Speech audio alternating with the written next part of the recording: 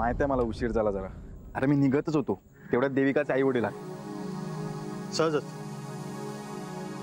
नाही विश्वास, मी बाबा होणार आहे. काय? हा. वा, अभिनंदन.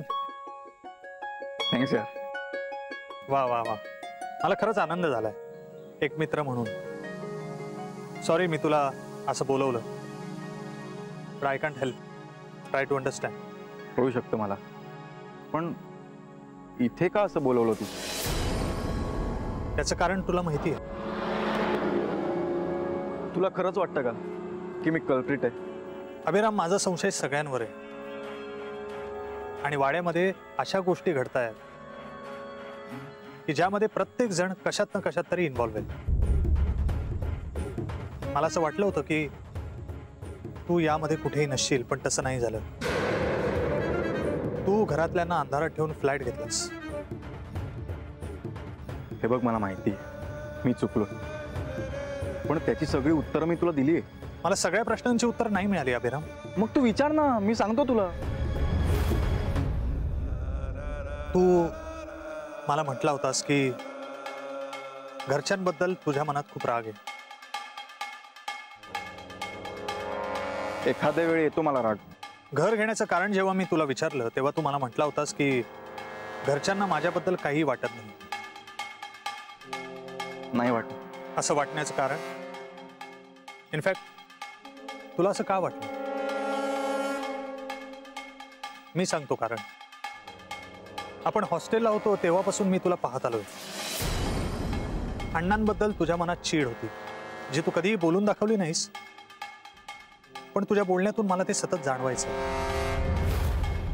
अण्णांनी पूर्वी अशी काही कामं केली होती जी तू स्वतः तुझ्या डोळ्यांनी बघितलीस.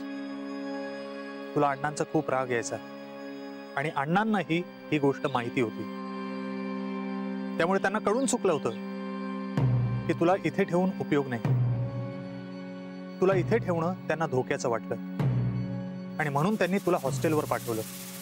नाहीतर तुला काय गरज होती बाहेर शिकण्याची? तुला कायमच असं वाटत आलं की अण्णांनी आपल्याकडे दुर्लक्ष केलं. आपल्या अपेक्षेप्रमाणे आपल्याला काहीही मिळालं नाही असं तुला वाटतं. मोठा भाऊ शिकून शहरात गेला आणि तुझं शिक्षण पूर्ण झाल्यानंतर तू परत या गावी आलास. तुझं या गावातल्या जमिनीबद्दल काहीतरी प्लॅनिंग असेलच की, पण वाटण्या झाल्या आणि काहीच होऊ शकलं नाही. तू काय बोलतोस विश्वास? सगळ्या मनातल्या गोष्टी असतोस. अभिराम,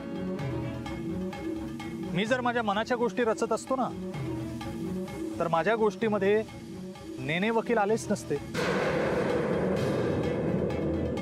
तुला काय बोलायचंय स्पष्ट बोल ना. अभिराम, तुला जागेचा वाटा नको होता.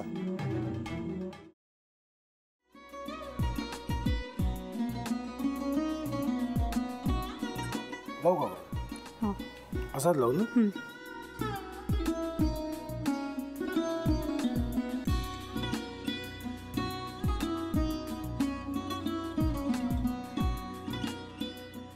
आता काय करायचंय? आता आपण ड्राय स्टफिंग दुसरं काय करणार आपण त्यात?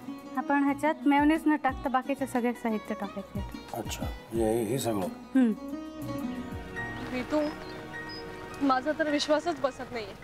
म्हणजे अगं बहिणी आमचं लग्न व्हावं म्हणून किती प्रयत्न करत होती आणि ते सगळं करताना की शिवच्या आम्हाला माहिती पुरवते. नाही, मला नाही वाटत. गौरी खूप चांगली असतो म्हणून तुला सगळं जगत चांगलं दिसतं, पण शिव उगाच बोलला असेल का? त्याच्यावर विश्वास नाहीये का तुझा? शिववर पूर्ण विश्वास आहे मी तुम्हाला, पण तो आता हे जे काही करतोय ना, म्हणजे निशा बहिणी समोर त्या राधिका सोबत फिरण्याचं नाटक वगैरे, ते त्याचा काही उपयोग होणार नाहीये. अगं असं कसं म्हणतो? अगं नीलिमा, जतीन भाईंचा कॉल आहे. हो माहितीये. रिसीव कर ना. अगं बघ, कट झाला. आता तू रिसीव केला नाहीस म्हणून ते मला करतील.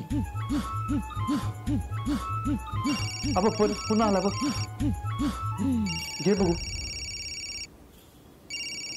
पण हे एक ना एक दिवस घडणारच होतं. आता मला कळलं तुम्ही 2 दिवस झाले काय सांगत होता ते. बनू हे संकेत असतात आणि हे ठरवून येत नसतात. मी बाहेर तुमची वाट बघते.